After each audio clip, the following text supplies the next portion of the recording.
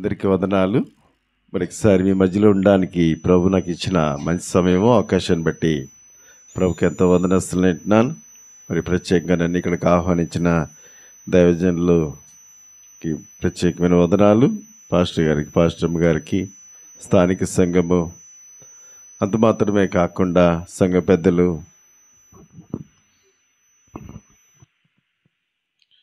అందరికీ కూడా ప్రభువైన యేసు నామములో ప్రత్యేకమైన వందనాలు తెలియజేసుకుంటున్నాను. మరొకసారి ఈ రాత్రి మీతో కలిసి దేవుని యొక్క వాక్యాన్ని పంచుకునే అవకాశము దైవజనులు ద్వారా దేవుడు నాకు అనుగ్రహించిన విధానం కొరకు దేవునికి ఎంతో వందనస్తున్నాను. దేవుని యొక్క వాక్యాల నుంచి హెబ్రీయులకు రాసిన పత్రిక 5వ అధ్యాయము, హెబ్రీయులకు రాసిన పత్రిక 5వ అధ్యాయము 8వ వచనము దేవుని యొక్క వాక్యంలాగా చెప్తుంది. ఆయన కుమారుడైండి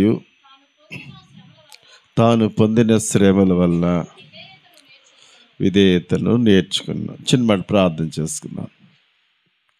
పరిశుద్ధుడ నమ్మదగిన తండ్రి, నీకు వందనాలు స్తోత్రం చెల్లించుకుంటూ, నాయనా ఈ యొక్క రాత్రికాల సమయంలో కొద్ది నిమిషాలు నీ స్వరాన్ని మాకు వినిపింపచేయండి. నీ యొక్క మెల్లని స్వరము ద్వారా నాతో మాతో మా అందరితో కూడా నువ్వు మాట్లాడి నువ్వే ఘనతమై ప్రభావాలు పొందమని యేసు పరిశుద్ధ నామములో ప్రార్థించి అడిగి పొందుకుంటున్నాం తండ్రి, ఆమేన్. దేవుని యొక్క వాక్యంలో మరి ఈ విధంగా ఈ మాటలాగా వ్రాయబడినది. ఆయన కుమారుడైండి తాను పొందిన శ్రమల వల్ల విధేయతను నేర్చుకునేను. ఈ రాత్రి కాల సమయం ఇక్కడ కూర్చున్న మనమందరం కూడా విధేయత అంటే ఎట్లా ఉంటుందో ఒకసారి మనల్ని మనం పరీక్షించుకుందాం. ఈ రాత్రి కొన్ని ఉదాహరణలు నేను మీకు జ్ఞాపకం చేస్తాను. బైబిల్ గ్రంథంలో నుంచి అనేకమైన సార్లు మీరు విన్నవి, చదివినవి, ఎంతోమంది దైవజనులు బోధించిన వాటిని అవే ఉంటాయి. మరొక కొత్త బైబిల్ నా దగ్గర లేదు, కానీ మరొక కోణంలో దేవుని యొక్క వాక్యాన్ని మీకు అందించబోతుండగా శ్రద్ధగా మనసు పెట్టి దేవుని మాటలు మనం విని ఆయన మనల్ని ఏ ఉద్దేశంతో ఇంకా ఈ లోకంలో బ్రతికించి ఉంచాడో ఆ ఉద్దేశాన్ని మన జీవితంలో సంపూర్తిగా నెరవేరబడినట్లుగా ఆయన వైపు మనం చూద్దాం. నేటి దినాల్లో సంగమునకు కావలసినది విధేయత. దేవునికి కావలసినది విధేయత. ప్రభు మన నుంచి కోరుకునేది మన యొక్క విధేయత. ఈ రాత్రి నేను కొంతమంది వాళ్ళు ఎలాగ విధేయత చూపారో దేవుని యొక్క వాక్యం నుంచి జ్ఞాపకం చేస్తాను. సొంత మాటలు కాకుండా దేవుని యొక్క వాక్యాల నుంచే వారు ఎంత చక్కగా దేవుని మాటకు విధేయత చూపారో ఒక్కసారి మనల్ని మనం పరీక్షించుకుందాం. ఒకవేళ అలాంటి విధేయత మనలో ఉన్నట్లయితే థ్యాంక్ గాడ్, ప్రభువా నేను అలాంటి విధేయతనే కలిగి ఉంటున్నాను, నీకు వందనాలు. బ్రతికినంత కాలము ఇలాంటి విధేయతనే కలిగి ఉండాలని ప్రభువుకు చెబుదాం. ఒకవేళ లేకపోతే ప్రభువా నా విధేయత అనేది సరిగా లేదు కనుక ఈ రాత్రి నాతో మాట్లాడావు, ఇక నుండి నేను విధేయుడిగా జీవిస్తానని తీర్మానం చేసుకుని వెళ్ళాలి. ప్రతిసారి వాక్యం విన్నప్పుడు 2 కోణాల్లో చూడాలి, అంతే. Very simple. ఒకటి, చెప్పబడిన వాక్య ప్రకారంగా మనం అలాగున్నట్లయితే థ్యాంక్ గాడ్, ప్రభా ఇలాగే బ్రతుకుతున్నాను కాబట్టి నీ వాక్యం ఇలాగ చెప్తుంది, నా బ్రతుకు కూడా ఇలాగే ఉంది కాబట్టి నువ్వు ఈ క్షణాన్ని వస్తే నేను ఎత్తబడే గుంపులో ఉండి నీతో పాటు వచ్చేస్తాను అనేది ఒక రకం. ఒకవేళ లేకపోతే ప్రభా ఆ యొక్క మెజర్మెంట్కి ఇంకా నేను సరిపోలేదు, సరిదోగలేదు కాబట్టి నా జీవితం, నా బ్రతుకు ద్వారా నీవు ఇంకా నాతో మాట్లాడు అని చెప్పి మనం ప్రభుని అడగవలసిన వారమే ఉంటున్నాం. ఈ రాత్రి ఒక గొప్ప ఉద్దేశంతో ఆయన మనల్ని పిలిచాడు. ఇక్కడ కూర్చున్న మనం ఎవరము కూడా సామాన్యమైన వారం కాదు. ఈ లోకంలో ఎంతోమంది, ఎన్నో కోట్ల మంది ప్రజలు ఉంటుండగా వారిలో నుండి నిన్ను నన్ను మనలందరినీ కూడా ఆయన ప్రత్యేకపరుచుకున్నాడు, పవిత్రపరిచాడు, పరిశుద్ధపరిచాడు. ఆయన తన రక్తంతో మనలను కొన్నాడు. ఆయన తన రక్తంతో మనల్ని కడిగాడు. ఒక పరిశుద్ధమైన జీవితాన్ని మనకిచ్చి ఈ లోకములో మనకు చెప్పింది ఒక్కటే, విధేయులుగా ఉండండి, విధేయులుగా ఉండండి. క్రైస్తవ్యం అంతా కూడా 3 ముక్కలు చెప్పండి అంటే 3 ఓన్లీ 3 థింగ్స్. నెంబర్ 1 పరిశుద్ధత, రెండవది యథార్థత, మూడవది విధేయత. అంతే. దీనికి మిక్కిలి ఇంకేం, దీన్ని మించి ఇంకే వేరేదేం లేదు. పరిశుద్ధత, ఈ 3 మన జీవితాల్లో ఎప్పుడైతే కలిగి ఉంటుంటామో అప్పుడు తప్పకుండా మనం పరలోక రాజ్యానికి పోతాం. ప్రభు వస్తే ఎత్తబడి గుంపులో ఉంటుంటాం. కనుక ఆయన అంటాడు, నేను పరిశుద్ధుని గనక మీరును పరిశుద్ధులయ్యండి అంటాడు. కనుక పరిశుద్ధత, రెండవదిగా యథార్థత. మన జీవితంలో మన మాట అవునంటే అవును, కాదంటే కాదు, అంతే. That's finish. అంతకు మించినది దుష్టుడి నుండి పుట్టునని దేవుని వాక్యం చెప్తుంది. కనుక యథార్థమైన జీవితం కలిగి ఉండాలి. లోపటోటి పెట్టుకుని బయటోటి మాట్లాడే తత్వం మన జీవితాల్లో ఉంటే అది యథార్థ పరుల లక్షణం కాదు. మనం యథార్థత కలిగి ఉండాలి. మూడవదిగా దేవునికి, దైవజనుడికి విధేయత కలిగి ఉండాలి.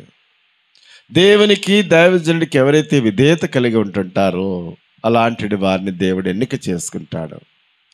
దేవుని యొక్క వాక్యంలో దేవుని భయమునకు, దేవుని యందు ఎవరైతే భయభక్తులు కలిగి ఉంటుంటారో వారు దైవజనుడి మాటకు లోబడతారు అని దేవుని యొక్క వాక్యంలోకి వచ్చి చెప్తుంది. యెషయా గ్రంథం 50వ అధ్యాయం 10వ వచనంలో ఒక మాట ఇలాగ రాయబడినది. యెషయా గ్రంథం 50వ అధ్యాయం 10వ వచనంలో, మీలో యెహోవాకు భయపడి ఆయన సేవకుని మాట వినివాడు ఎవడు అంటున్నాడు. కనుక దేవునికి భయపడేవారు ఏం చేస్తారంట? సేవకుని మాట వింటారు. చాలాసార్లు చాలామంది సేవకుని మాట వినరు. అంటే కారణం ఏంటంటే బైబిల్ చెప్తుంది, నేను చెప్పే నిర్వచనం కాదు. It's a return in the Bible. బైబిల్లో రాయబడిన మాట. మీలో యెహోవాకు భయపడి ఆయన సేవకుని మాట వినివాడు ఎవడు. కనుక దేవునికి భయపడేవారు దేవుని సేవకుని మాటకు విధేయత చూపుతారు. బైబిల్ గ్రంథంలో మనం చూసుకున్నట్లయితే తండ్రి అయిన దేవుడు, కుమారుడైన క్రీస్తు, పరిశుద్ధాత్మ దేవుని దగ్గర 4 బీలు ఉంటాయి. ఆయన దగ్గర ఆయనకు 4 బీలు, ఇంగ్లీష్ అక్షరంలో 4 బీలుని ఈ రాత్రి నేను ముందు చెప్పి విధేయత కలిగిన కొంతమందిని నేను మీకు జ్ఞాపకం చేసి మీరు ఎప్పుడు ముగించాలని మీకు మైండ్లోకి వస్తుందో అప్పుడు నేను ముగించేస్తాను. ఓకే, మీ ఫేస్ రీడింగ్ చేస్తూ ఉంటుంటాను. ఇక ముగిస్తే బాగుండును అన్న టైంలో నేను కూర్చుండిపోతా, మిమ్మల్ని ఇసికించను. ఓకేనా? రైట్. అప్పటి వరకు శ్రద్ధగా విందాం. ఆయన దగ్గర 4 బీలు ఉన్నాయంట. ఇంగ్లీష్ భాషలో వ్రాయబడినట్లుగా 4 బీలు. మొట్టమొదటి బి ఆయన దగ్గర ఏముందో ఒక్కసారి చూద్దాం రండి. నాతో కలిసి యోహాను సువార్త 14వ అధ్యాయము, యోబు గ్రంథం 14వ అధ్యాయము, యోబు గ్రంథం 14వ అధ్యాయము 17వ వచనం.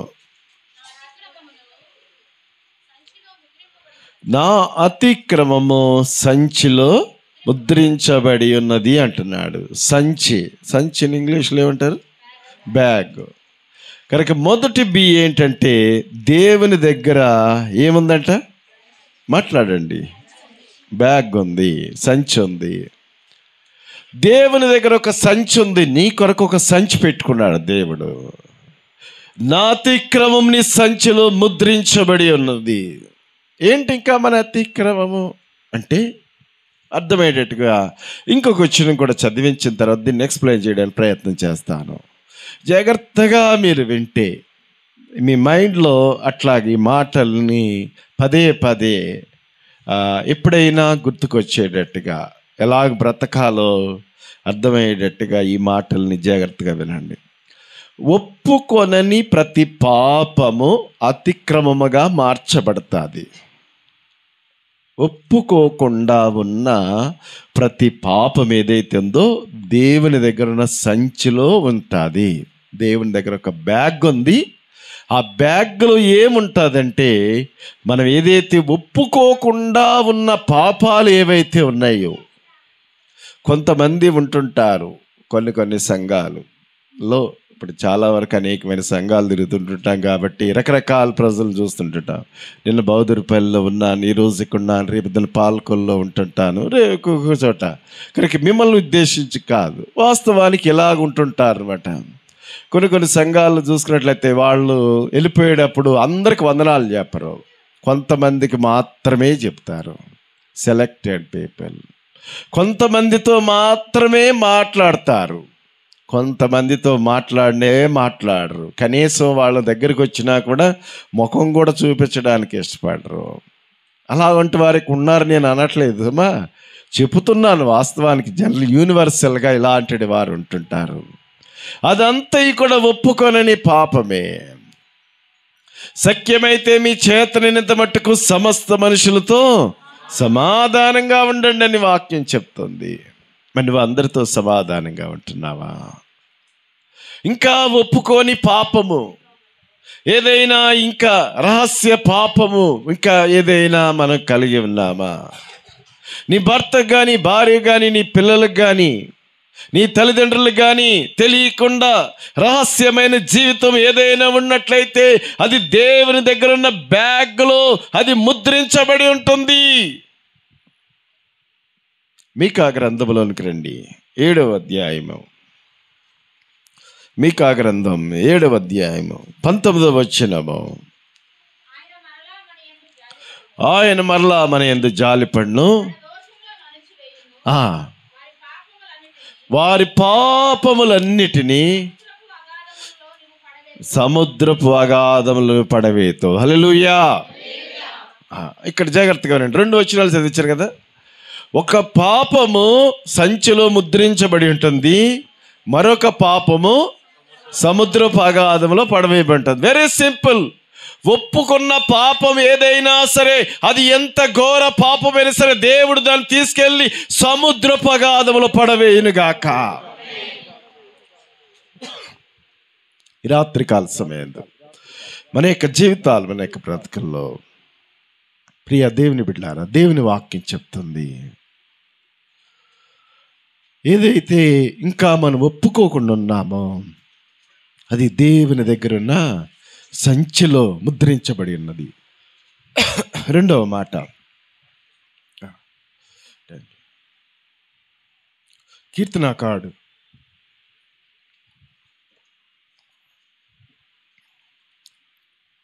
క్షమించాలి, కొంచెం గొంతుకు పోయింది నాకు, కొన్ని రోజుల నుంచి కొంచెం ఇబ్బంది పడుతున్నా. కీర్తనల గ్రంథం 56వ కీర్తన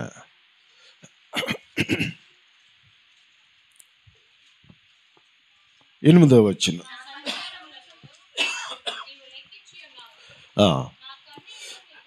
నా కన్నీళ్ళు నీ బుడ్డిలో ఉంచబడి అన్నవి.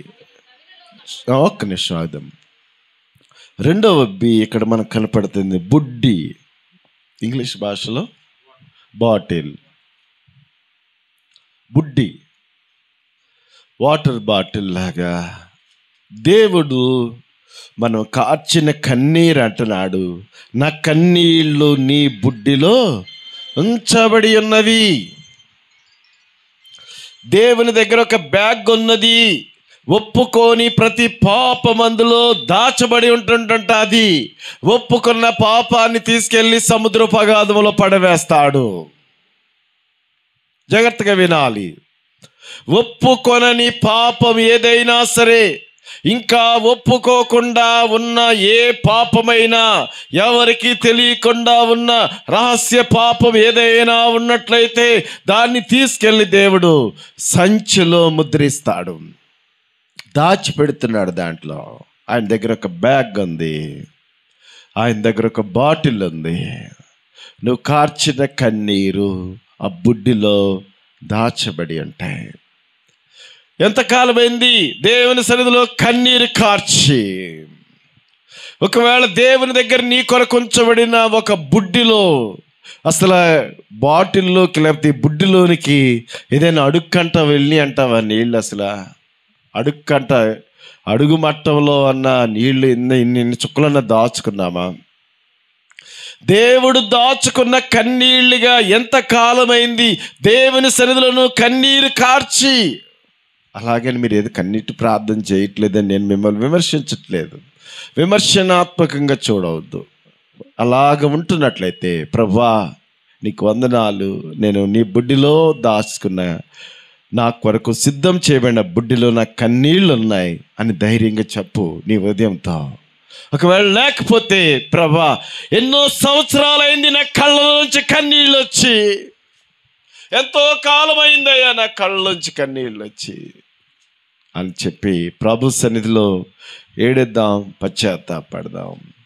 దేవుడు దాచుకునే కన్నీళ్ళు మన జీవితాల్లో కలిగి ఉండాలి.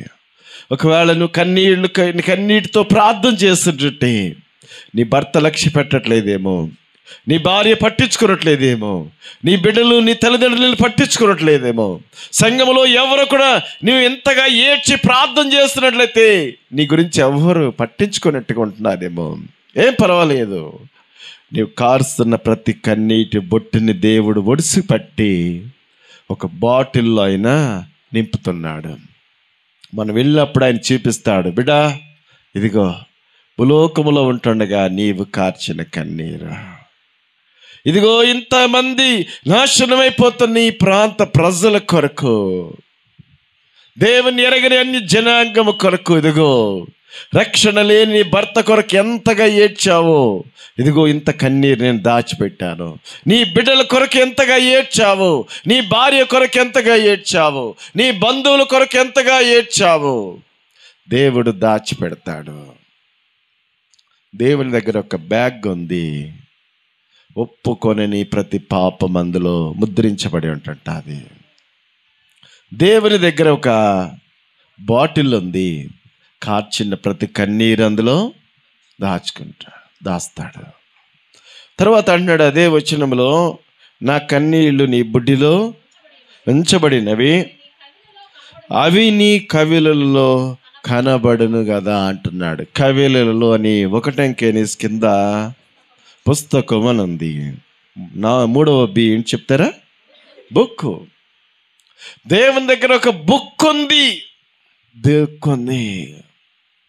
ఈ 3 రోజుల మీటింగ్స్ కొరకు నువ్వెంత ప్రయాసపడుతున్నావో దేవుడు దాంట్లో రాసి పెడతాడు. ఒకవేళ ఈ మీటింగ్లో నీ యొక్క ఎఫర్ట్స్ ఏంటి, నువ్వు ఎంతగా శ్రమ పడుతున్నావు, ఒకవేళ పాస్టర్ గారు కానీ పాస్టమ్మ గారు కానీ లేకపోతే సంఘంలో ఉన్న నాయకులు ఎవరు నిన్ను పట్టించుకున్నట్లేదేమో, ఏం పర్వాలేదు. దేవుని కొరకు నువ్వు పడుతున్న ప్రతి ప్రయాసను ఆయన చూస్తున్నాడు. ఆయన మన యొక్క జీవితాల్లో ఆయన రాస్తున్నాడు. యెహోవా యందు భయభక్తులు కలిగిన వారు ఒకరినొకరు మాట్లాడుకుంటుండగా యెహోవా చెవియొగ్గి ఆలకించినని దేవుని వాక్యం చెప్తుంది. అప్పుడు గ్రంథములు విప్పబడతాయి, జ్ఞాపకార్థ గ్రంథం రాయబడుతుంది. మనం చేసిన ప్రతి పని, ఒకవేళ నేను ఏం పని చేస్తాను అనుకుంటున్నావేమో, నువ్వు చేసే ప్రతి పని దేవుడు తన గ్రంథంలో రాసి పెట్టేవాడిగా ఉంటున్నాడు. ఒక సంఘములో ఒక ఆయన రిక్షా తొక్కుకుంటూ ఉన్నాడు. ఆయన కొడుకు ఐఏఎస్ ఆఫీసర్ అయ్యాడు, కలెక్టర్ అయ్యాడు. పాస్టర్ గారు నిలబెట్టి, మన రిక్షా పుల్లర్ అంటారు వాళ్ళని, రిక్షా తొక్కుని ఆయన యాదయ్య వాళ్ళ కొడుకు ఐఏఎస్ ఆఫీసర్ అయ్యాడని చెప్పి ఆ పెద్ద సంఘములో అందరి ముందు చెప్పాడు. అందరు కూడా నోరు ఎళ్ళబెట్టారు. ఏంటి, రిక్షా తొక్కుని యాదయ్య కొడుకు కలెక్టర్ అయ్యాడా అని చెప్పి అందరూ కూడా ఆశ్చర్యపడుతుండగా దైవజనుడి లాగా చెప్పాడు, గత కొన్ని సంవత్సరాల నుంచి ఈ రిక్షా తొక్కుని రిక్షా పుల్లర్ యాదయ్య మన సంఘంలో ఈ మందిరమును తను ఊడుస్తున్నాడు. ఈ మందిరమును తనే శుభ్రము చేస్తున్నందు చేత ఈ రోజున వారి కుమారుని దేవుడు ఆశీర్వదించి కలెక్టర్ చేశాడు అని చెప్పాడు. ఈ లోపల ఒక పెద్ద ఆఫీసర్ అక్కడ కూర్చున్నాడు. తన సిగ్గుతో తల వంచుకున్నాడు. ఇంతకాలం నుంచి నేను వస్తున్నాను పోతున్నాను, కానీ ఈ రిక్షా పుల్లర్ యాదేకున్న పని కూడా నాకు దేవుని మందిరంలో లేదే అని చెప్పి మదన పడిపోతున్నాడు. నా పిల్లలు కూడా దేవుడు దీవించాలంటే నేను కూడా దేవుని మందిరంలో ఒక పని కలిగి ఉండాలని ఆశపడి ఉన్నాడు. చీపురు ఎక్కడ ఉంటుందా అని చెప్పి ప్రార్థన అవ్వకమని వెతుక్కుంటున్నాడు. పాపం ఈయనకేం తెలుసు ఆ చీపురు ఎక్కడ ఉంటుందో. పెద్ద ఆఫీసర్ మొత్తం కూర్చోటం, వెళ్ళిపోవటం, అవసరమైతే ఏదన్నా కావాలితే ఇవ్వటం, ఇదే తెలుసు. కానీ ఆయనకి ఈనాడు పరిచర్యలో పాలు పొందిన అనుభవం లేదు. తను దైవజనుడు మాట్లాడుతున్నప్పుడు పొడవబడ్డాడు. ఈ రోజు నుండి నేను కూడా నా స్థాయి హోదా ప్రక్కన పడేసి దేవుని కొరకు నేను ఏదైనా పని చేస్తానని ఒక తీర్మానం చేసుకుని చీపురు ఎక్కడుందో వెతుక్కుని మొత్తం మీద చీపురు పట్టుకున్నాడు. ఈ లోపల ఎప్పట్లాగానే రిక్షా తొక్కుని ఆదాయ వచ్చాడు. ఆయన కూడా చీపురు ఎత్తుకుతున్నాడు. చీపురు ఎదుగుతుంటే చీపురు దొరకట్లేదు. అరే ఎప్పుడు ఇక్కడే ఉండేదే చీపురు ఏమైపోయిందా అని చెప్పి ఆయన గాబరా పడిపోతున్నాడు. ఈ లోపల ఆయనకి ఎవరికో చెప్పారు, మన పెద్ద ఆఫీసర్ గారు ఉంటారు కదండి, ఆయన పట్టుకెళ్ళటం చూశానని చెప్పినప్పుడు ఆయన గబగబా ఆయన దగ్గరికి వెళ్ళిపోయి 2 చేతులు జోడించి, అయ్యా అయ్యా దయచేసి ఈ పనిని తీసేసి నా బిడ్డలను అకారెత్తుగా చేయకండి అయ్యా అని చెప్పినప్పుడు ఆయన, ఇంత పెద్ద ఆఫీసర్నైనా నేను ఈ పని కూడా నాకు దొరకలేదే అని చెప్పి ఎంతో మదన పడిపోతూ నేను దేవుని కొరకు ఏదైనా చేయాలని అప్పటి నుండి ఒక తీర్మానం కలిగి దేవుని మందిరంలో పనిచేయటం మొదలుపెట్టాడు. ఈ రాత్రి కూర్చున్న మనకి దేవుని మందిరంలో నీకంటే ఒక పని కలిగి ఉన్నావా? దేవుని మందిరంలో ఏనాడైనా దీన్ని కడగటం కానీ, తుడవటం కానీ, ఇటు ఉతకడం కానీ, శుభ్రం చేయటం కానీ, ఏదైనా ఎప్పుడైనా చేసిన అనుభవం నీ గురించి ప్రభువు తన గ్రంథంలో రాసి పెట్టిన అనుభవం ఎప్పుడైనా జ్ఞాపకం వస్తుందా? మనం చనిపోయిన తర్వాత కూడా మన క్రియలు భూమి మీద బ్రతుకున్నట్లుగా మనం బ్రతుకుండగానే యోగ్యమైన బ్రతుకుని బ్రతకాలి. మనం చనిపోయిన తర్వాత కూడా మన క్రియలు భూమి మీద బ్రతకాలి. మరి మనం చనిపోయిన తర్వాత కూడా మనం ఇక్కడ సజీవంగా ఈ సంఘంలో మనం ఉండాలంటే నాశనం అయిపోతున్న అనేకుల్ని ప్రభులోనికి మనం నడిపించాలి. ఎవరైనా నీ గురించి ఒక్కసారి చెక్ చేసుకో. ఎన్ని సంవత్సరాల నుంచి దేవుని మందిరానికి వస్తున్నాం, ఎన్ని సంవత్సరాల నుంచి దేవుని వాక్యాన్ని వింటున్నావు. నీ ద్వారా ఎవరైనా ఒక్కరైనా దేవుని మందిరమునకు నడిపించబడిన వారు ఉన్నారా? ఒక్కసారి మనం పరీక్షించుకుందాం. లేకపోతే పర్వాలేదు, ఏం పర్వాలేదు, ఇంతవరకు లేరేమో, ఏం దిగులు చెందకు. ఈ రోజు నుండి నీ బైబిల్ కొన్ని పేర్లు రాసుకో.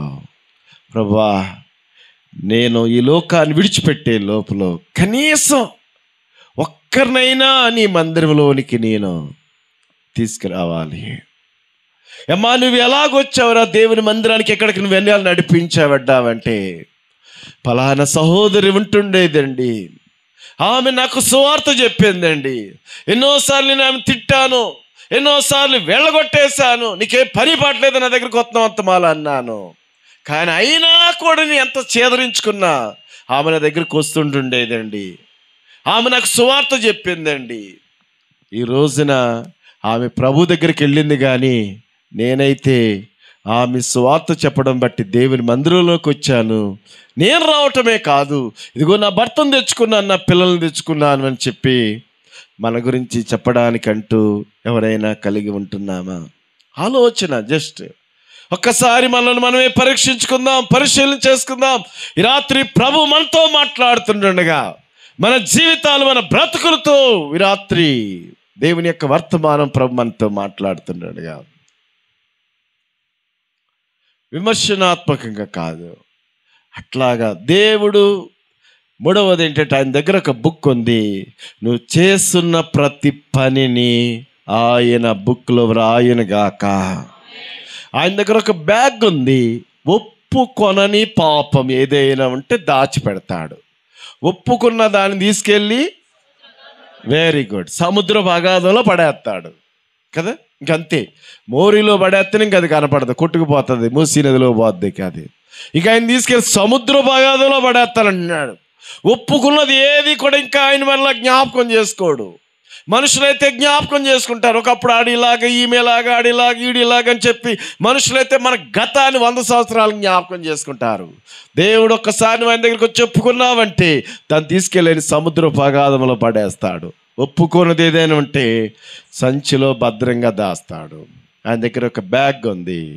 రెండవదిగా ఆయన దగ్గర ఒక బాటిల్ ఉంది.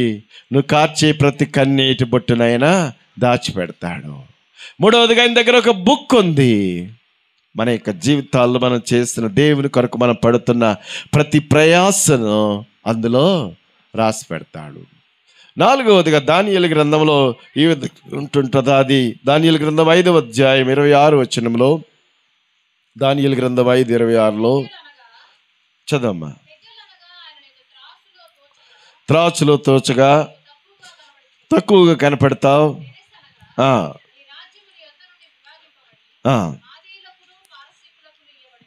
చాలమ్మా.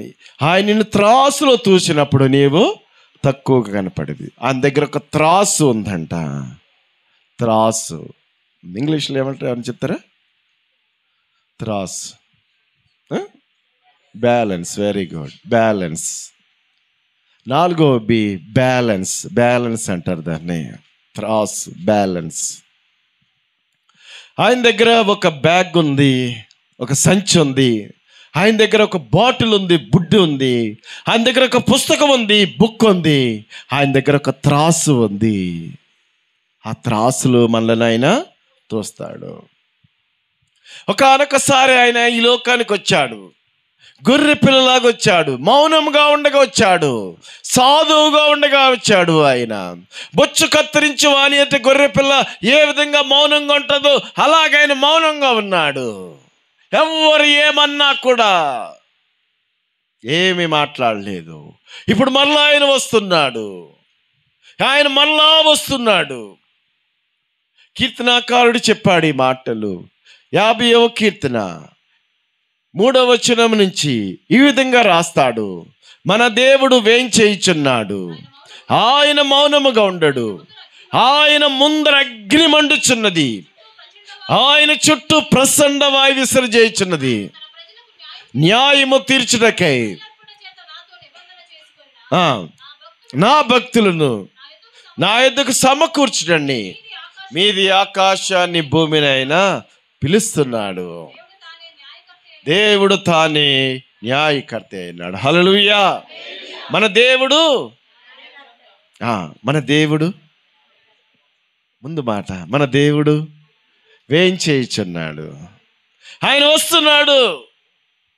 మన దేవుడు వేంచేయుచున్నాడు. ఆయన మౌనముగా ఉండడు. ఆయన ముందర అగ్ని మండుచున్నది, ఆయన చుట్టూ ప్రసండ వాయు విసర్జించున్నది. ఆయన తన ప్రజలకు న్యాయము తీర్చడానికి వస్తున్నాడు. బలి అర్పణ చేత నిబంధన చేసుకున్న నా భక్తులు నా యొద్దకు సమకూర్చుడని మీది ఆకాశాన్ని భూమిని పిలుస్తున్నాడు. ఆకాశం భూమి నిన్ను వేర్పాటు చేస్తుంది. మన భక్తి జీవితం ఎలాంటిదో పాస్టర్లు కానీ, రెవరెండ్లు కానీ, బిషప్పులు కానీ ప్రభు పని అప్పగించలేదు. ఆకాశం భూమి నీ మీద నా మీద సాక్ష్యం పలుకుతుంది. మన విశ్వాసము కర్ర గడ్డి కొయ్యకాలు లాంటిదైతే అది అగ్ని పరీక్షకు అది దహించి వేయబడుతుంది. మన యొక్క విశ్వాసము బంగారము వెండి వెలగలు రాలేనట్లయితే అగ్ని పరీక్షకు అది నిలుస్తుంది. మన దేవుడు వేంచేయుచున్నాడు. ఆయన మౌనంగా ఉండే దేవుడు కదా. ఒకప్పుడు మౌనంగా ఉన్నాడు. ఎందరు ఏమన్నా కూడా ఈయన పాపులతో స్నేహం చేస్తున్నాడు అన్నారు, ఈయన తిండిపోతూ అన్నారు, ఇంకా ఎన్నెన్నో మాటలు మాట్లాడారు. ఏమీ మాట్లాడలేదు. ఇప్పుడు ఆయన మౌనముగా ఉండడు. ఆయన ముందర అగ్ని మండుచున్నది. ఈ రాత్రి మన యొక్క జీవితాలు, మన బ్రతుకులు ఆయన మన త్రాసులో తూచినప్పుడు ఎలా కనపడతాం? మనల్ని మనమే పరీక్షించుకుందాం. ఈ 4 ఆయన దగ్గర ఉంటాయని భయం కలిగి మరొక్కసారి ఎప్పటికప్పుడు బేరేజ్ వేసుకుంటూ ఒప్పుకొని పాపం ఏదైనా ఉందా, ఇంకా అమ్మో దేవుడు సంచిలో దాస్తాడు కనుక ప్రభు దగ్గరికి వెళ్ళి ఒప్పుకుందాం, సముద్ర అగాధంలో పడేయించుకుందాం అని చెప్పి కలిగి ఉందాం. రెండవదిగా దేవుని కొరకు నాశనం అయిపోతున్న ఆత్మల కొరకు కన్నీరు కారుద్దాం, బాటిల్లో కొంత దాచుకుందాం. మూడవదిగా దేవుని మందిరంలో మన చేతనైనంత వరకు, కొంతమంది పెద్దవారు ఉంటుంటారు, వృద్ధులు ఉంటుంటారు, చేయలేని వారు ఉంటుంటారు, అలాంటి వారు కాదు. నీ శక్తి ఉన్నప్పుడు, నీకు బలం ఉన్నప్పుడు, నీకు ఆరోగ్యం ప్రభు ఇచ్చినప్పుడు దేవుని కొరకు ఏ పని చేయటానికైనా సిగ్గుపడకు. దేవుడేమి అన్యాయస్తుడు కాదు, ఆయన అచ్చుండే దేవుడు కాదు. ఆ రిక్షా తొక్కుని యాదయ్య గత కొన్ని సంవత్సరాలు దేవుని మందిరాన్ని బట్టి దేవుడు ఆయన కుమారుని దేవుడు దీవించాడు. ఆఫ్టర్ ఆల్ కనీసం ఫ్యూన్గా కూడా ఆఫీసులోకి వెళ్ళడానికి వీలుగా లేనాడు, ఐఏఎస్ ఆఫీసర్గా జిల్లా కలెక్టర్గా అయ్యాడు. గల కారణం ఏంటో తెలుసా?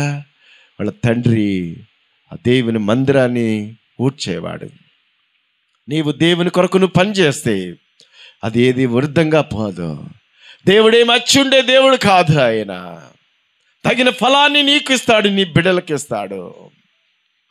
మనుష్యుడు మనం ఏమి విత్తుతామో ఆ పంటనే కోస్తాం, దేవుని వాక్యం చెప్తుంది కదా. ఈ రాత్రి మన యొక్క జీవితాలు, మన బ్రతుకులను జ్ఞాపకం చేసుకుందాం. ఎవరు విధేయత కలిగి ఉన్నారో దాన్ని నేను మీకు చెప్పకమునుపు ఉపోద్ఘాతంలో కొన్ని మాటలు చెప్తున్నాను. ఇదంతా కూడా జస్ట్ ఇంట్రడక్షన్. ఉపోద్ఘాతం ప్రభు దగ్గర దాచుకున్న, లేకపోతే ప్రభు దగ్గర ఆయన పెట్టిన 4 బీల్ని చెప్పాం. బైబిల్ గ్రంథంలో అందరికంటే బాగా లోబడిన వ్యక్తి, నా మనసులో ఉన్న వ్యక్తి ఎవరైనా చెప్తారా? నా మనసులో అంటే మీకేం తెలుస్తుంది అన్నట్టుందా? చెప్పండి. కనీసం నోరు తెరవండి అమ్మా. అబ్రాహాము. Very good. బైబిల్లో అందరికంటే బాగా లోబడిన ఆయన అమ్మా అమ్మా యోబు, హోషేయ, నోవాహు. ఓకే, రైట్, చాలా మంచి. కనీసం కొంతమంది అని మాట్లాడారు. వీళ్ళందరూ కూడా చాలా బాగా లోబడ్డారు. కానీ బైబిల్లో నాకు చాలా ఇష్టమైన వ్యక్తి యెషయా. ఆయన కూడా లోబడ్డాడు. మీరు చెప్పినట్టుగా అబ్రహాం గారు చాలా బాగా లోబడ్డాడు. మోషే, యోబు, ఇక హోషేయ, వాళ్ళు వీళ్ళు ఇట్స్ గుడ్, చాలా బాగా లోబడ్డారు. కానీ నేను అదే చెప్పాను కదా, నా మనసులో ఉన్న వ్యక్తి అన్నాను అంతే. వీళ్ళు ఏం లోబడలేదని నేను చెప్పట్లేదమ్మా, వాళ్ళు కూడా లోబడ్డారు. కానీ ఈ రాత్రి వీళ్ళందరి గురించి మీరు ఎన్నోసార్లు విన్నారు. మళ్ళీ నేను వాళ్ళ గురించి చెప్పడం వల్ల మరొక విషయాన్ని మీరు తెలుసుకోలేరని చెప్పి యెషయాని గురించిన ఒక్క మాట నేను మీకు జ్ఞాపకం చేస్తాను. యెషయా ఆయన దేవుని మాటకు ఎలా లోబడ్డాడు మనం చదివితే నాకు ఆశ్చర్యం అనిపించింది. నిజంగా అంతగా లోబడ్డాడా దేవుని మాటకి అన్నట్టుగా అర్థమైంది. ఎందుకంటే ప్రవక్తల్లో చాలా పెద్ద ప్రవక్త యెషయా. ఇర్మియా, యెహెజ్కేలు వీళ్ళు చాలా పెద్ద ప్రవక్తలు, ఎక్కువ అధ్యాయాలు రాశారు. యెషయాని మినీ బైబిల్ అంటుంటారు. 66 అధ్యాయాలు కలిగిన పుస్తకం యెషయా గ్రంథం. కానీ అలాంటిది యెషయాతో దేవుడు ఒకసారి ఇలా చెప్పాడు. యెషయా గ్రంథము 20వ అధ్యాయం 2వ వచనం. ఆ కాలమున యెహోవా ఇలాగ సెలవిచ్చెను, నీవు పోయి నీ నడుము మీదున్న గోనె బట్ట విప్పి నీ పాదముల నుండి జోళ్ళు తీసివేయము. అతడు అలాగు చేసి దిగంబరి అయి జోళ్ళు లేకి నడుచుచుండగా అని వ్రాయబడింది. చాలమ్మా, అక్కడ కాగుదాం. ఒకసారి యెషయాతో దేవుడు చెప్పాడు, యెషయా, ఎస్ లార్డ్, ఏం చేయాలి ప్రభా? ఏం చేయటం ఏంటి? నీ ఒంటి మీదున్న నడుము మీదున్న గోనె బట్ట పేయాలి. రెండవదిగా నీ కాళ్ళకున్న చెవులు తీసేయాలి. ఒంటి మీద ఉన్న బట్టలు తీసేయి, కాళ్ళకున్న చెప్పులు తీసేయి. యెషయాతో దేవుడు చెప్తున్నాడు. బైబిల్లో రాయబడినది. నిజంగా అలాగే చేశాడంటారా అని ఒకవేళ మీకు ఏదైనా ప్రశ్న వస్తే నేను 100% అలాగే జరిగి ఉంటుందని నేను నమ్ముతున్నాను. ఏం చేస్తారంటే దేవుని పరిశుద్ధ గ్రంథంలో రాయబడినది కలపడానికి కానీ తీసేయడానికి కానీ ఏమీ కూడా లేదు. నా సేవకుడని యెషయా ఒకసారి దేవుడు చెప్తున్నాడు, యెషయా నీ ఒంటి మీద ఉన్న గోనె బట్ట విప్పు, నీ యొక్క కాళ్ళకున్న జోళ్ళు తీసేయి. అక్కడ రాయబడిన మాట ఏంటంటే అతడు అలాగూ చేసి అంతే అంతే. ఎలాగ చేశాడు? అంతే. అదే విధేయత. ఎందుకు ప్రభువా, ఎందుకు బట్టలు తీసేయాలి, ఎందుకు చెప్పులు తీయాలి అని ప్రశ్నించాడా? నో. అతడు అలాగూ చేసి ఎలాగూ చేశాడంటే దేవుడు ఏం చెప్పాడో దాని ప్రకారంగా చేశాడు, అంతే, ఏం లేదు. ఈ రాత్రి యెషయా బట్టలు తీసేశాడా, చెప్పులు తీసేశాడా, ఎందుకు తీసేశాడు, ఏంటి? ఇది నా ప్రాముఖ్యమైన విషయం కాదు. నాకు అక్కడ నేను ఎంచుకున్న మాట ఏంటంటే అతడు అలాగూ చేసి. అంటే విధేయత అంటే ఏంటంటే దేవుడు ఏం చెప్పాడో దాని ప్రకారంగా చేయటమే విధేయత, అంతే. దేవుడు ఏం చెప్పాడో దాని ప్రకారంగా చేయటమే విధేయత. దేవుని వాక్యం ఏం చెప్తుందో దాని ప్రకారంగా లోబడటమే విధేయత. యెషయా, ఎస్ లార్డ్, నువ్వు ఇలా చేయాలి. ఎస్, అతడు అలాగూ చేసి. బహుశా అక్కడ కింద రాస్తాడు, 3వ వచనం చదవమ్మా. ఐగుప్తుని గురించి, కూషుని గురించి చూసినగాను సాదృశ్యంగాను 3 సంవత్సరములు దిగంబరి అయి జోడు లేకయే నడుచుచున్న ప్రకారంగా. ఒకరోజు 2 రోజులు కాదు, ఎంతకాలం అంట? 3 సంవత్సరాలు యెషయా ఎలాగున్నాడు? నమ్ముతారా? నమ్మరా? నమ్మాలి. ఎందుకంటే దేవుని వాక్యము ప్రకటన గ్రంథంలో చెప్పినట్టుగా దీన్ని కలపకూడదు, తీసేయకూడదు. ఏది ఉందో దాన్నే చదివిస్తున్నాను. వాక్యంలో దేని ఉందో దాన్నే బోధించడానికి వచ్చాను. కొత్త బోధన తీసుకురాలేదు. బైబిల్లో మరుగుగా ఉన్న విషయాలను మరొకసారి జ్ఞాపకం చేయడానికి మీ మధ్యలో నేను నిలబడి అన్నాను, అంతే. ఇవి ఎంతో కాలం నుంచి ఉన్నాయి, ఎంతో కాలం నుంచి మనం చదివాము, కానీ అక్కడ ఆగలేదు అనేకమైన సార్లు. ఒకవేళ అలాగాగిన వాళ్ళని బట్టి దేవునికి వందనాలు. యెషయా, ఎస్ లార్డ్, సరే ప్రభువా, మరి సాయంకాలం ఆయన వేసుకోనా? నో ప్రభువా, 1 నెల అయ్యింది ఈ రోజుకి. నా సంవత్సరం అయ్యింది ప్రభువా. నా 3 సంవత్సరములు నా సేవకుడిని యెషయా ఐగుప్తుని గురించి, కూషుని గురించి సూచనగాను సాదృశ్యంగాను 3 సంవత్సరములు అతడు దిగంబరి అయి జోడు లేక నడుచుచున్న ప్రకారముగా. దట్స్ కాల్డ్ విధేయత. మన ప్రభువైన యేసుక్రీస్తు ప్రభు వారు కూడా ఆయన కుమారుడయ్యుండి తాను పొందిన శ్రమల వలన ఆయన విధేయతను నేర్చుకునేను. విధేయత అంటే ప్రశ్నించదు. విధేయత అంటే ప్రభు కావలసింది విధేయత. మరి ఈ రాత్రి ఇలాంటి విధేయుల కొరకు ఆయన ఎదురు చూస్తున్నాడు. ఇర్మియా గ్రంథం 5వ అధ్యాయం 1వ వచనంలో అంటాడు, యెరూషలేము వీధుల్లో ఇటు అటు తిరిగి చూడుడి, చూసి తెలుసుకునుడి, చేయుడి, న్యాయము జరిగించుచు నమ్మకముగా ఉండా ఎత్రించుచున్న ఒక్కడు మీకు కనపడితే ఆ ఒక్కడిని బట్టి ఆ పట్టణాన్ని నేను క్షమిస్తాను. న్యాయము జరిగించుచు నమ్మకముగా ఉండా యత్నించుచున్న ఒక్కడి కొరకు ఆయన ఎదురు చూస్తున్నాడు. ఈ రాత్రి ఒక్కడి కొరకు ఆయన ఎదురు చూస్తున్నాడు.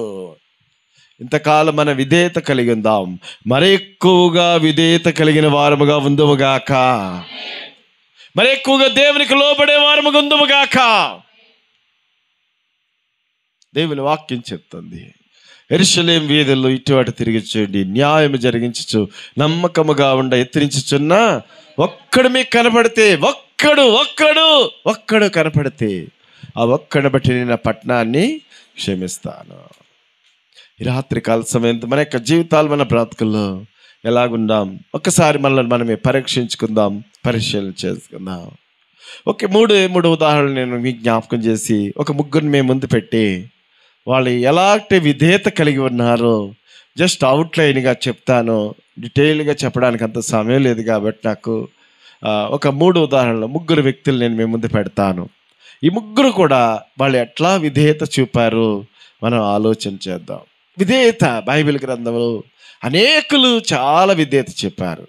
మనందరూ తెలుసు కదా, ఏలియా గారితో దేవుడు ఏం చెప్పాడు? నువ్వు వెళ్ళి కేరోతు వాగు దగ్గర ఉండవు, ఉంటే నేను ఎవరితో పంపిస్తాడు? కాకులతో ఆహారం పంపిస్తా అన్నాడు. ఒకవేళ దేవుడే గనక మీకు అది చెప్పాడు అనుకోండి, మీరు ఎంతమంది దానికి లోబడతారు? ఎప్పుడైనా ఆలోచన చేశారా? కాకి నోట్లో నుంచి తీసుకొస్తున్న ఆహారాన్ని ఏలియా గారు ఇప్పుడు ఏం చేయాలి? తినాలి. మనం ఇప్పుడు మాంసం కూర అని మాట్లాడగానే మన నోట్లోంచి ఏం వస్తాయి? నీళ్ళు వస్తాయి. ఇప్పుడు కాకి మాంసం అంటే ప్రియమో, అది మాంస ముద్ద నోట్లో పెట్టుకున్నప్పుడు దాని నోట్లోంచి సొంగ కారుతుంది. ఆ సొంగ కారుతూ ఆ మాంసం ముక్క అంతా కూడా ఆ నోట్లోంచి వచ్చిన సొంగతోటి, ఆ యొక్క నోట్లోంచి వచ్చిన ఉమ్ముతోటి మాంసం ముక్క అంతా తడిచిపోతుంది. ఇప్పుడు ఏలియా గారు దాన్ని ఏం చేయాలి? దాన్ని తినాలి. ఇప్పుడైనా ఆలోచన చేసావా? దట్స్ కాల్డ్ విధేయత. ఏంటి ప్రభువా, కాకి పడేసి ఇంటికాడ కాకి పడేసింది ఏదైనా ఉంటే, అబ్బో కాకి తీసుకొచ్చి పడేసింది అని చెప్పి అబరాబరం తినేటోళ్ళు ఎవరు ఉంటారా? పక్కన ఎక్కడ కబాబులు కాలుస్తున్నారు అనుకోండి, కాకి ఎత్తుకుని వచ్చింది, ఎత్తుకుని వచ్చి మన ఇంటి గుమ్మం ముందే పడేసింది. చక్కగా మంచిగా ఉంది కబాబు, పెద్ద లెగ్ పీసు, కాకి నోట్లోని తీసుకొచ్చి అక్కడ పడేసింది. ఇప్పుడు గాబోబా అని చెప్పి మనం తినేస్తాము దాన్ని? తినం కదా. కానీ ఏలియా అప్పుడు ఏం చేస్తున్నాడంటే, కాకి నోట్లోంచి సొంగ కారుతున్నా, కాకి నోట్లోంచి ఉమ్ము వస్తున్నా, ఆ ఉమ్ముతో ఆ మాంసం ముక్క ఒకవేళ తడిచిపోతుందేమో, కానీ ఇక ఏలియా గారు దాన్ని తినాలి. చేతులంటే దేవుడు ఆయనకి చెప్పాడు. అంత మాత్రమే కాకుండా ఏలియా జీవితంలో ఇలాంటిది అంటే మరొక కోణంలో దేవుని వాక్యం ఉన్నది. ఇదంతా మీరు ఇంతకుముందు విన్నదంతా వేరే, ఇదే వాక్యాన్ని విన్నారు, కానీ మరొక కోణంలో అదే ఏలియా గారితో దేవుడు చెప్పాడు, ఇప్పుడు వెళ్ళి నీవు ఎక్కడ ఉండాలంటే సారేపతనే విధవరాలు ఇంట్లో ఉండాలి. ఆలోచన చేశారు ఎప్పుడైనా? ఆ విధవరాలకు ఒకటే కొడుకంట, భర్త లేని ఇంటిలో ఇప్పుడు ఏలియా గారు, ఆమెకున్న చిన్న కుమారుడు, ఈమె మాత్రమే ఉండాలి ఆ ఇంట్లో. ప్రభువా, భర్త లేని ఇంటికి వెళ్ళమంటున్నావు, ఇరుగు పొరుగు వారు నా గురించి ఏమనుకుంటారు? నువ్వు వెళ్ళి అక్కడే ఉండాలి. ప్రభువా, ఇప్పుడు ఒకవేళ ఏలియా గారికి అక్కడ ఒక శోధన, భయంకరమైన శోధన. ఇచ్చేదనంటే ఒక్కతే భర్త లేకుండా ఉన్నది, కుమారుడు ఏలియా గారు, అంతే ఆ ఇంట్లో ఉన్నది. అలాంటి పరిస్థితిలో ఏలియా గారు దేవుని మాటకైనా విధేయత చెప్పాడు. ఈ రాత్రి ఆయన కుమారుడేండి తాను పొందిన శ్రమల వల్ల అయినా విధేయతను నేర్చుకున్నాడు. ఇలాంటి విషయాలు బైబిల్ గ్రంథంలో ఎన్నో మనం ఆలోచన చేస్తున్నట్లయితే మన జీవితాల్లో ప్రాముఖ్యమైనది విధేయత. దాంట్లో నుంచి ఒక 3 నేను మీకు జ్ఞాపకం చేసి త్వరగా నేను ముగించి వెళ్తాను. మొదటి మాట, న్యాయాధిపతులు 7వ అధ్యాయము 2వ వచనము.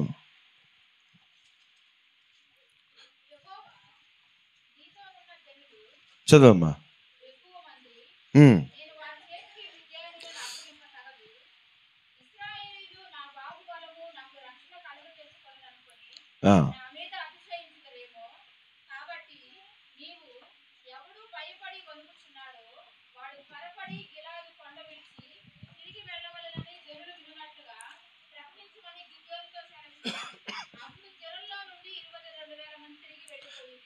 ఈ భాగంలో చూసుకున్నట్లయితే గిద్యోనుతో పాటు యుద్ధానికి జస్ట్ అవుట్లైన్ మన అందరికి తెలిసిన విషయాలే కాబట్టి జస్ట్ అవుట్లైన్ చెప్పుకుంటూ వెళ్తాను. గిద్యోనుతో పాటు యుద్ధానికి 32,000 మంది వెళ్ళారు. 32,000 మంది గిద్యోను వీళ్ళందరినీ యుద్ధానికి తీసుకుని వెళ్ళాడు. యుద్ధానికి తీసుకెళ్ళిన తర్వాత అక్కడ దేవుడు గిద్యోనుతో చెప్తున్నాడు, గిద్యోను ఇంతమందితో యుద్ధానికి వెళ్తే విజయం రాదు, ఒకవేళ వచ్చినా కూడా నాకు మహిమ రాదు, కాబట్టి ఇందులోంచి కొంతమంది వెళ్ళిపోవాలి అని చెప్తున్నాడు. ఇప్పుడు ఇది ఎలా ఉంటుందంటే మీకు అర్థమయ్యేటట్టుగా ఒక మాట చెప్తాను. ఇక్కడికి వచ్చాము, పాస్టర్ గారు నిలబడి అనట్లేదు కానీ ఇలాగ అన్నారని ఊహించుకుందాం. దీన్ని మీకు అర్థం అవడానికి మాట చెప్తున్నాను. ఈ వారంలో టీవీల్లో సీరియల్ కానీ సినిమాలు కానీ చూసిన వాళ్ళు బయటికి వెళ్ళిపోండి అన్నాడు అనుకోండి, ఎంతమంది వెళ్ళిపోతారు? నా ప్రశ్న అర్థమవుతుందా? పాస్టర్ గారు నిలబడి అనరు కానీ ఏమో అలాగే అనరు అమ్మా, మళ్ళా ఇప్పుడు ఆయన మీద ఏం పెట్టేయకండి కానీ ఆయన అనరు కానీ నేను ఇలా అంటున్నాను. ఈ వారం వీళ్ళు టీవీల్లో కానీ మొబైల్లో కానీ సినిమాలు కానీ సీరియళ్ళు కానీ లేకపోతే దేవునికి ఇష్టం లేని పనులు చేసిన వాళ్ళు అందరూ కూడా చర్చిలో నుంచి బయటికి వెళ్ళండి అని అన్నారు అనుకోండి, జయప్రసాద్ గారు ఎంతమంది వెళ్తారు మనలో? అదే జరిగింది అక్కడ. గిద్యోను 32,000 మంది యుద్ధానికి వెళ్ళారు. వెళ్ళిన తర్వాత దేవుడు చెప్తున్నాడు, ఎంతమందితో యుద్ధంలో విజయం రాదు, కాబట్టి వీళ్ళలోంచి కొంతమంది ఇంటికి వెళ్ళిపోవాలంటే గిద్యోను వెళ్ళి అంటున్నాడు, మీలో ఎవరు భయపడుతున్నారు వణుకుతున్నారు వాళ్ళందరూ కూడా ఇంటికి వెళ్ళిపోవాలన్నప్పుడు వాళ్ళందరూ కూడా తిరగబడాలి. ఏం గిద్యోను ఏం మాట్లాడుతున్నావా? మేమందరం యుద్ధానికి వచ్చాం, నువ్వు యుద్ధానికి రమ్మంటే మేము అందరం వచ్చాం, ఇప్పుడు ఇంటికి వెళ్ళిపోమంటే ఎవడు వెళ్తాడు అని అనలేదు. అందులో నుంచి 22,000 మంది వెళ్ళిపోయారట.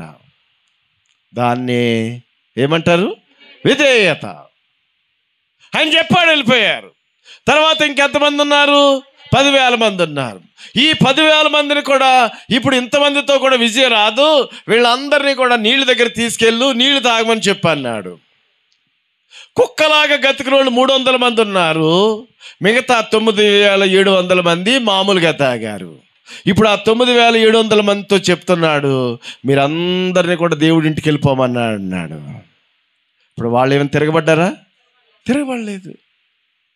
గిద్యోను మాటకు వాళ్ళు లోబడ్డారు, గిద్యోను మాటకు మరి విధేయత చూపారు. ఎందుకు వాళ్ళనే ప్రక్కన పెట్టావు, మమ్మల్ని ఎందుకు తీసుకోలేదు అని అనలేదు వాళ్ళు.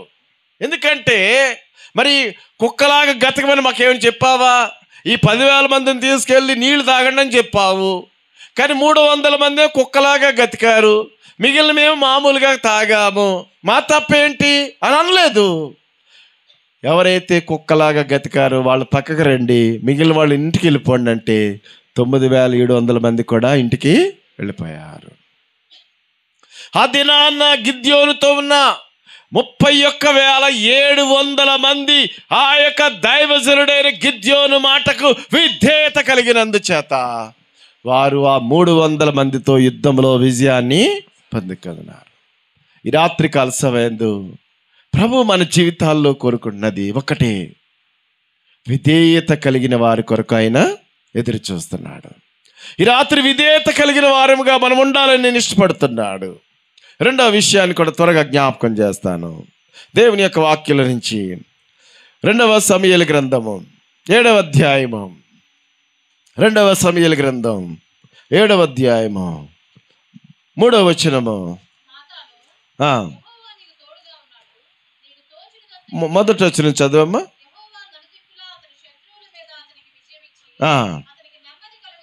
కలుగు చేసిన తర్వాత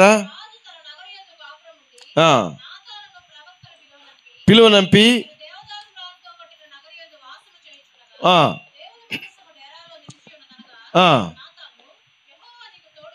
యెహోవా నీకు తోడుగా ఉన్నాడు. జాగ్రత్తగా గమనించండి, అందరూ కూడా తలకాయల పైకి ఎత్తండి, నేను చెప్తాను దీన్ని. నాతానుతో ఒకసారి, నాతాను అంటే ప్రవక్త, దావీదు గారు రాజు గారు.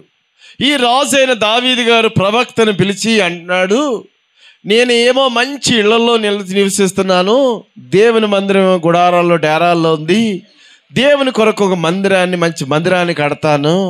నాతాను ప్రవక్త గారంటే నాతాను ఏమన్నా అంటే, నీకు తోచిందంతా కూడా నీవు నెరవేర్చన్నాడు.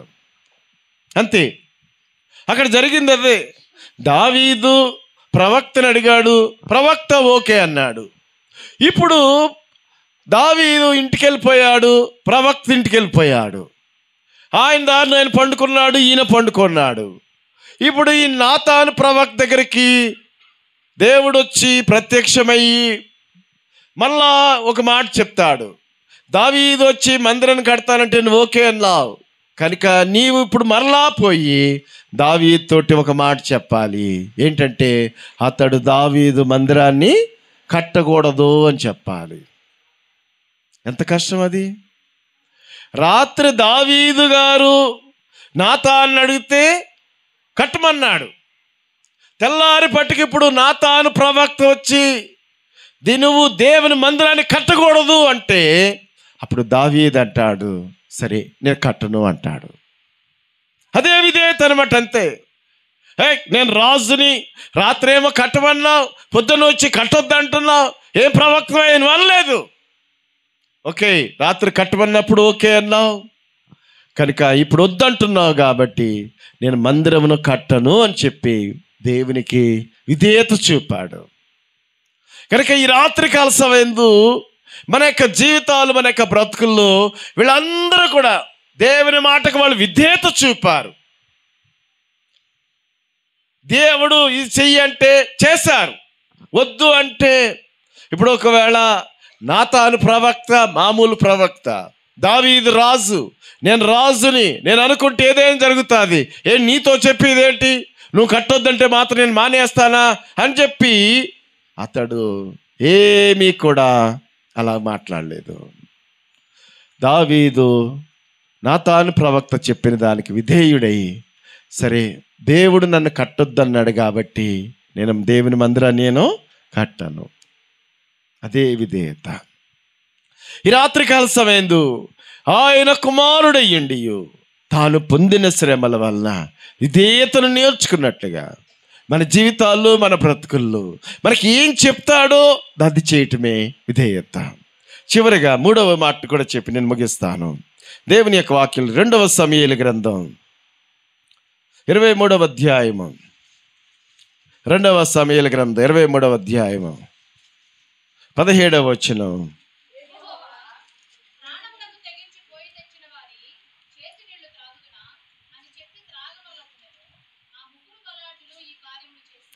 ఈ భాగంలో చూసుకున్నట్లయితే దేవుని వాక్యం చెప్తుంది, జాగ్రత్తగా ఒకసారి తలకాయలు పైకెత్తండి. లాస్ట్ మాట చెప్పి ముగిస్తాను. 5 నిమిషాలు ఉంది నాకు, ముగిస్తాను. నేను సంతోషం కదా, ముగిస్తానని మాట వినపడితే కొంచెం అమ్మయ్య అన్నట్టు ఉంటుంది. ఓకే, రైట్, ముగిస్తాను. దావీదు ఒకసారి ఇలా కట్టినాడు. ఎవరైనా కానీ యాకోబు బావిలో ఉన్న ఆ నీళ్లు తీసుకొచ్చిస్తే నేను త్రాగి నేను సంతోషిస్తానన్నాడు. పై వచ్చిన అంతా రాయబడినది, ఇంకా టైం లేదు కాబట్టి నేను జస్ట్ అవుట్లైన్గా చెప్పుకుంటూ వెళ్తున్నాను. ఒక బావి నీళ్లు ఉన్నాయి, ఆ బావి నీళ్లు కనుక ఎవరైనా నాకు తీసుకొస్తే నేను తాగి నేను సంతోషిస్తానని చెప్పి దావీదు అన్నాడు. 3 బలాఢ్యులు వెళ్ళి ఆ బావి నీళ్లు తీసుకొచ్చారు. తీసుకొచ్చిన తర్వాత దావీదు దాన్ని త్రాగకుండా దాన్ని పారబోసేశాడు. ఇది ఎలా ఉంటుంటుందంటే, పాస్టర్ గారు చెప్పారు,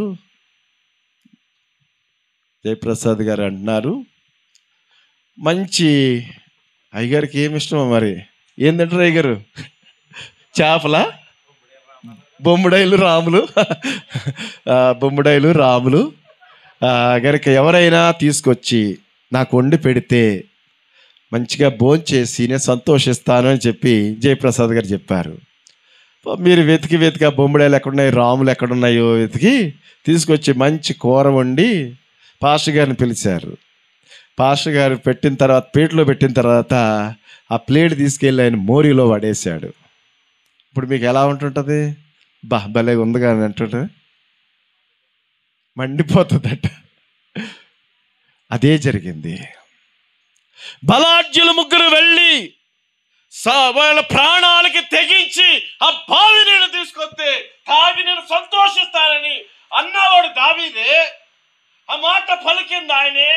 ముగ్గురు ప్రాణాలు తెగించెళ్ళి ఆ బావి నీళ్ళు తీసుకొస్తే కనీసం దాన్ని ముట్టకుండా తీసుకెళ్ళి దాన్ని పడేసినప్పుడు కూడా అక్కడున్న బలాఢ్యులు ఎవరు కూడా దాన్ని ప్రశ్నించలేదు. ఎందుకంటే దావీదు నాతాను ప్రవక్త మాటకు విధేయత చూపాడు కాబట్టి దావీదు దగ్గర ఉన్న ఆ యొక్క బలాఢ్యులు కూడా, ఏంటి దావీదు గారు మీరు ఇంతగా ప్రాణాలు తెగించెళ్ళి బావి నీళ్ళు తీసుకొస్తే మీరు కనీసం ముట్టకుండా పడేస్తారా అని అనలేదు. దావీదు గారు తీసుకురమ్మన్నారు, తీసుకొచ్చాం.